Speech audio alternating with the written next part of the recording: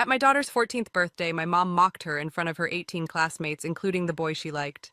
She called her wide-angled and told her to skip the cake. Everyone laughed. My dad and sister laughed the loudest. I didn't. I did this. The next day, they were in complete panic. It was supposed to be the best day of her life. Aurora turned 14, her first real birthday party, the kind with fairy lights, classmates, and a dress we spent an entire week picking out. There were arguments, eye rolls, dramatic sighs in the fitting room, and one full-blown breakdown over sleeves. Totally normal. We didn't have a Pinterest perfect setup or anything, but I tried. Balloons, glitter banners, those fake glass plastic plates that always crack at the worst moment. We even got one of those rose gold tablecloths TikTok keeps pushing. Can't iron it, just comes in two options, wrinkled or melted. The cake was a 3-tier monster, from that overpriced bakery where everything tastes 20% better because they use fancy cursive on the box. I paid as much for it as I do to rent a car for the week, and I did it all for one reason. I just wanted her to feel good. For once. To feel beautiful, important, like the main character. We went back and forth on the dress. She wanted black. I campaigned for lavender. We settled on white embroidered with delicate straps. It looked perfect on her. No, really, it did. Of course, she stood in front of the mirror, pulling at her waist, inspecting herself from every angle like the mirror was a court and her body was on trial. I told her, "You look amazing." She gave me that teenage side eye. You know the one. Teenagers have this talent for inflating every perceived flaw, especially in the mirror. They think everyone else is effortlessly flawless, and they're the one defective unit that slipped through quality control. In reality, she looked radiant. But she didn't believe it. Not yet. One crisis down. Cake countdown. 3 hours. She was pacing like she was up for an Oscar. Hair, check. Teeth, check. Nails, check. Teeth again. She cracked the closet open, peeked inside, and said, "What if he doesn't come?" I knew exactly who he was, so I shrugged. "Then we eat his slice of cake. Waste not." She laughed. Well, snorted. At 14, that counts as laughing. The guests started showing up around 6. Girls in glitter crop tops. Boys in hoodies pulled so far over their heads they looked like monks with TikTok. One of them was Josh. She went silent the second she saw him, straightened up, tried to look like she wasn't trying to look like anything. He handed her a small box.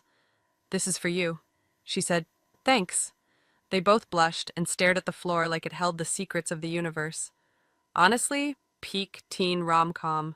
She lit up, like really lit up. And for a second I forgot to worry. I just watched her glowing in her dress and thought, God, she's growing up fast. Like one day it's dolls and glitter glue, and the next it's mascara and real feelings. Then the cake came out. Lights off. Applause. I was filming. Aurora looked like a human sparkler, just pure joy. Until my mother opened her mouth. She said it just loud enough. Light voice, big smile. Like it was a compliment, or a toast. "All right, make a wish, sweetheart, but maybe skip the cake. You're looking a little wide-angled lately. No use wishing to slim down if you eat 3 slices after." Silence. For half a beat. I prayed, actually prayed, that no one would laugh, that someone, anyone would say, "Jesus, Mom, that was cruel." But no. Her classmate Tara snorted first. Then my dad burst out laughing and shook his head like, "Classic grandma." One of the kids repeated it under their breath. Even Josh gave a little awkward laugh and looked at his shoes. And Aurora? Her cheeks flushed red so fast it looked painful. She shot up from her chair. It screeched against the floor and she was gone, just like that. And there I was, standing like an idiot, still holding the phone, still filming. The candles kept burning. No one moved. Then I heard someone clear their throat. My mom reached for the cake knife. "What?" she said. "It was a joke." Tara chimed in. "Oh, come on, she's not actually upset, right? It was just a line. You didn't say anything bad." My dad added, "She's not fat. It's just your genes, Jen." I didn't say a word. Because sometimes words are like matches in the rain. Useless. I just stood there and wondered, what kind of person thinks it's okay to say that to their granddaughter, in front of her friends, in front of the boy she likes, and then laughs about it? Aurora locked herself in her room. No drama, no slammed door, just click, quiet, like even her exit had to be polite. I stood outside for a second listening. Nothing. Then shuffle, and a muffled sniff. I knocked. It's me. Silence. Can I come in? Pause. Yeah. She was curled up on the edge of her bed in that same white dress we spent a week fighting over. Shoulders tense, eyes red, arms wrapped around herself like she was trying to shrink down to nothing, fold into the pillows, and disappear. I sat down next to her, didn't say anything. Sometimes showing up is the best thing you can say. She wiped her nose. Am I actually fat? It was quiet, but direct, and it hit like a gut punch, because that, right there, is the moment. When your kid's belief in herself is hanging by a thread and someone you trusted just handed her the scissors. I looked her in the eye. No, you're not fat. You have a normal, beautiful body, and it doesn't need anyone else's permission to exist.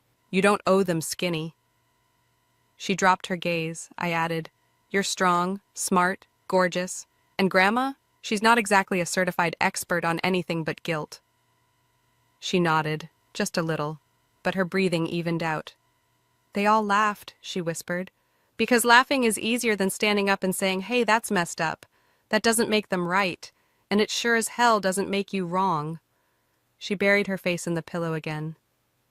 I'm not going back out there, she said. I can't. I won't. You don't have to, I said. This party's yours. They're the ones who don't belong. I'll take care of it. She didn't argue, just stayed curled up. I squeezed her shoulder, got up, and closed the door gently behind me. In the kitchen, my mom was whispering something to my dad, probably rehearsing her "it was just a joke" routine. Tara was scrolling through her phone like she hadn't just laughed in a child's face. Her son Kevin was poking at salad and trying to impress a girl in a fox print crop top. I walked in. No yelling, no drama, just facts. Mom, Dad, Tara, Kevin, thanks for coming. You can go now. They all looked at me like I just told them I was selling the house on Zillow mid-party. What? Mom scoffed. You can't be serious. Dead serious. Oh, come on, she said. I was just joking. People joke like that all the time. You used to... I'm not explaining to full-grown adults why humiliating a 14-year-old in front of her friends isn't comedy. My dad grumbled. We came here to celebrate, and now you're pulling this... The door's that way. Good night. Tara stood up, all offended. Jen, you're seriously overreacting. I looked at her, calm, cold. You laughed first. She flinched. It was... I don't know. It was awkward. Then be awkward somewhere else. Take your kid and go. Kevin mumbled something about a phone call and disappeared like a cockroach under a fridge. The rest trailed after him. At the door, my mom turned and hissed, Hope you sleep well after ruining everything. I sleep fine. I closed the door. No slamming, no theatrics. Just click. I walked back into the living room. It was museum quiet. The teens looked at me like I was about to announce a tornado warning. So, I said, I think we can make it through the rest of this party without any jokes about bodies or hormones. The cake's still here. Might as well eat it. A few laughs. Someone turned the music back on. Life slowly crept back into the room. One of the girls leaned over and asked, Is Aurora coming back? She'll come out when she's ready, I said. This is her night. Leave her a slice. I stepped outside onto the porch. Cool air, finally. I sat down. Inside, I heard laughing again. Real laughing this time, not the nervous, confused kind from earlier. The kind with life in it. She must have come out, or at least cracked the door. That was enough. I looked out at the lilac bush and thought, interesting. Every month I pay their mortgage gap. I cover the pills, the emergency expenses, the little things they pretend are temporary but never stop needing. Wouldn't want them thinking I'm a bad daughter after all. My mom gets all her shop supplies through my company. Gift wrap, cards, fancy oils, no markup, VIP delivery, because she's my mother. Tara sends me lists. Kevin's camp, Kevin's cleats, Kevin's everything. And I send the money, no questions, because it's family. Right? And then they came into my house, sat at my table, and laughed in my daughter's face. Even Kevin, that kid I helped buy a laptop for last Christmas, he laughed too. And I just sat there thinking, what's left here that qualifies as family? A shared last name? Some dusty old stories that I'd rather forget? This wasn't an accident, it was a pattern. I used to be the target. Now it's her. No more, no money, no discounts, no free rides. No, you understand, right? Because if someone laughs when your kid is hurting, they're not family, they're just dependents with matching DNA. I woke up earlier than I wanted to. The house was quiet. Not cozy quiet, just that heavy gray kind. Not from the weather either, more like the kind that settles into your bones. Aurora was still asleep. I checked on her earlier. Blanket up to her chin, face calm. That was enough for now. I made coffee, sat down, opened my phone. Instant regret. Mom, of course you did what you wanted. As always, not surprised. Tara. Voice message, 1 minute 47 seconds. Didn't even hit play. I could guess. Drama queen. Humiliated us. Poor Kevin. And the grand finale. You've torn the family apart. From someone who can't even pull off a scrambled egg without emotional support. Dad. You ruined everything. Again. And I just sat there with my coffee, reading it all, realizing they didn't get it. Or worse, they got it and chose not to. Which frankly would be on brand. When I was 12, my mom smiled in front of a room full of kids and said, "Smile, Jenny. You look like you're at a funeral, not your own birthday. Although, with that dress..."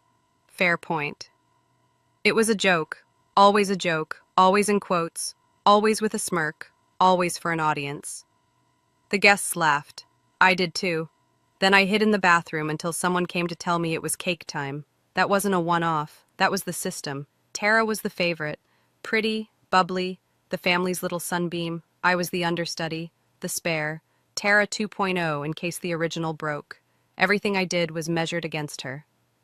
Look at how Tara carries herself. She doesn't slouch, doesn't stuff her face. Her skin, glowing, hair, like a shampoo commercial. Tara has friends. You're just in your books again. What kind of teenage girl does that? Every attempt to be myself got run through the fixer-upper filter. Like I came with a manufacturing defect and Mom was still trying to return me. I graduated from the University of Arizona, not summa cum anything. No awards, just graduated. On scholarships, side jobs, no help, no fanfare. Then I got into logistics, worked my way up. Now I manage procurement for a company with over 200 stores nationwide. If someone runs out of soap packaging in Portland or gift boxes in Chicago, that's my problem. I make good money. Not private jet money, but steady, reliable. I've got my own home, a padded savings account, solid insurance, and a better-than-decent credit score. All the things my mom used to say were a bit ambitious for someone like me. Because, and I quote, "You've always had your head in the clouds." My ex-husband, Mike, was supposed to be at Aurora's party. But the night before, he ended up in the ER with a fever pushing 104. Not COVID, just a virus. He called, apologized. I believe he meant it. We split up 3 years ago. No screaming, no court battles. It just fizzled. He was a decent dad and a painfully average husband. I got tired of being his wife, his rock, and the emotional thermostat of the house. We co-parent fine. He sees Aurora, takes her to tutoring, movies, lunch. He's not perfect, but he's not the villain either, just a guy. And honestly, he wouldn't have laughed last night. But when I left him, my parents said, "We knew you wouldn't keep a man. With your personality, it was only a matter of time." I pay their mortgage. Not the full thing, just enough to keep the bank from gently suggesting they find a box with wheels. Every month, no reminders, no thank you. I cover meds, utility bills. The mom signed up for a massage, expenses. Dad's blood pressure pills. I don't ask questions, I just send the money. Mom's little boutique, the one with the baskets, soaps, dried lavender, and those door wreaths that shed glitter like a bad prom dress. It runs on supplies from my company. Officially, she has other vendors. Unofficially, I'm the one who bails her out when she runs out of ribbon, or boxes, or patience. Rush orders, discount pricing, logistics favors, because you're her daughter. Tara, she's always freelancing. Translation, sometimes working, mostly complaining. When her water got shut off, I paid it. When Kevin needed a new laptop, I bought it. When summer camp was more expensive than she thought, I covered it. Because, as Mom says, "You're the reliable one. We count on you." So they did, for years. Not because I wanted to help, but because not helping came with guilt.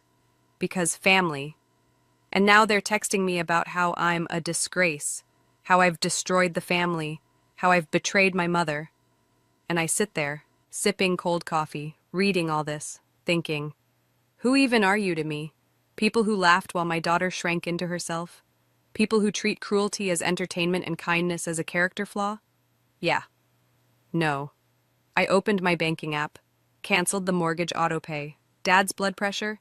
He can manage it with whatever he's got left. Mom's shop supplies? Full price now. Net 30 terms, no exceptions. Tara can call social services, or get a job. I don't owe anyone anything. Not anymore. And you know what? Turns out no fits me just fine. It's.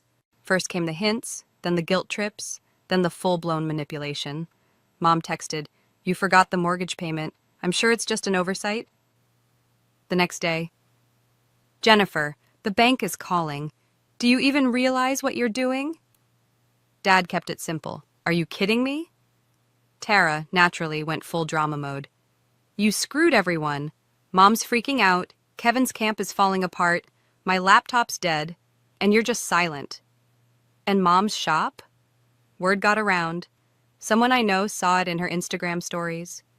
Orders weren't getting filled, deliveries were late, and her signature packaging disappeared completely. She wasn't getting special treatment anymore. Because now she was just another client, not the manager's mom. But all that? Background noise, annoying, predictable. Until Friday. That's when Aurora came home from school looking wrecked, eyes red, face tight. She dropped her backpack, sank into the couch, and said nothing. Just curled up into the cushions. That same cold crawled up my spine, the one from the birthday, only worse. I sat next to her. "Aurora, what happened?" She was quiet for a long time. Then, "Grandma and Aunt Tara came to school." I froze. "They what?" "They told the front office they just wanted to apologize, said you'd understand if I talked to you." I already knew where this was going, but I still had to hear it. She wiped her nose, then said it. "They asked how I was, then they started in on you, said you overreacted, that you always do, that you ruined the family, that you're selfish, that you betrayed them, that now they can't afford groceries and it's your fault." My hands curled into fists, but I stayed quiet. "They said," her voice cracked, "that you're mentally unstable, that I should know that by now, and that all of this, everything that happened, was really my fault, because if I hadn't run off like some hysterical baby who couldn't take a joke, none of this would have happened, and that it's my job to talk to you, to make you see reason, to help you become a normal, loving daughter and sister again." She looked up at me, already crying. "And if I couldn't convince you, they said Grandma and Grandpa would lose their house, starve, freeze, and that I'd have to live with that guilt forever." She buried her face in her hands and sobbed. I pulled her into me, tight, like I could squeeze all the poison words out of her with sheer warmth. "That," I whispered, "is a lie. A full-on, weaponized, calculated lie. Not exaggeration, not misunderstanding. A lie." She clung to me, still shaking. "But what if they really lose the house?" I pulled back and looked her in the eyes. "If they lose the house, it's because two fully functional adults built their lives around the idea that their daughter would always bail them out. Even while they tore her down every chance they got. That's on them, not you, not me." "But what if they die?" she choked out. "They won't. They're not old, they're not helpless, they get pensions, they have a business. They're just used to living off someone else, and now they're panicking because the buffet's closed. They need to figure out how to live within their means, like grown-ups. And you? You're not their lifeline. You're a kid. You're not responsible for saving anyone. And neither am I." She hesitated, then said, "But they told me if I couldn't change your mind." I sat up straighter, my voice calm, cold. "They couldn't break me, so they came for you. They thought you'd fold, thought you were easier to push, easier to guilt." I took her hands in mine. "You're not to blame for running out that night. You're not to blame for people who call cruelty a joke. And you are definitely not to blame for grown adults who refuse to live without leeching off others. You deserve to feel safe. to be protected, and I'm protecting you. The way no one ever protected me. I didn't scream, didn't call, didn't throw my phone across the room. I just sent one message. Same to all three. No emojis, no explanation, no rage, just truth. You approached my daughter. You targeted a child. You tried to convince her that she'd be responsible for your death. You're no longer part of our life. You don't get contact. You don't get justification. This is done. That's when the show began. Mom blew up my phone. We just wanted to talk. She misunderstood. What did she even tell you? You can't believe her version. Please, let's talk like family. Dad. Oh, so now you want your mother in the ground? After everything we did for you, our whole lives? Right. About 6 weeks later, Mom messaged again. We got an official notice from the bank.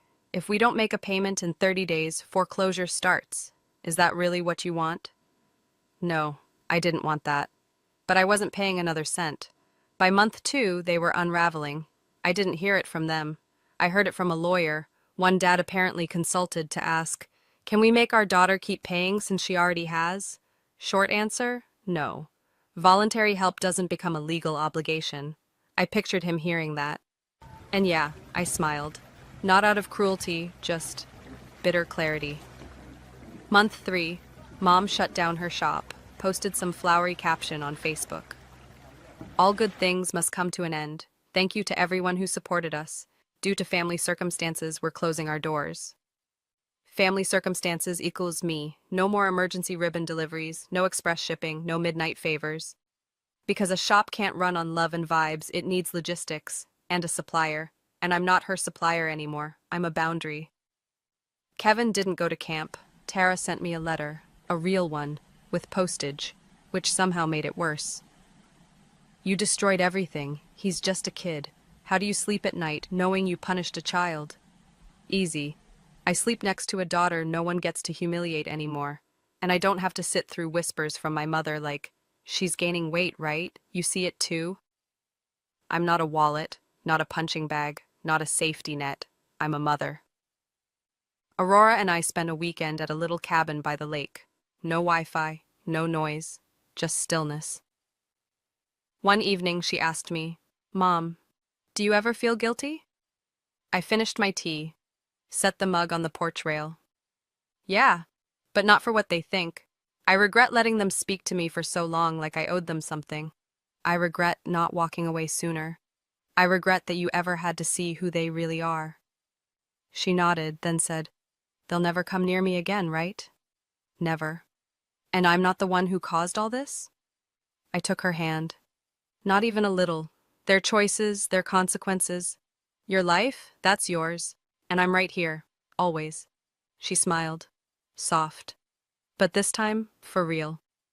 If you made it all the way here, thank you. I'm still not sure I did everything right. Maybe I should have said nothing. Maybe I should have left sooner. I'd really love to hear what you think.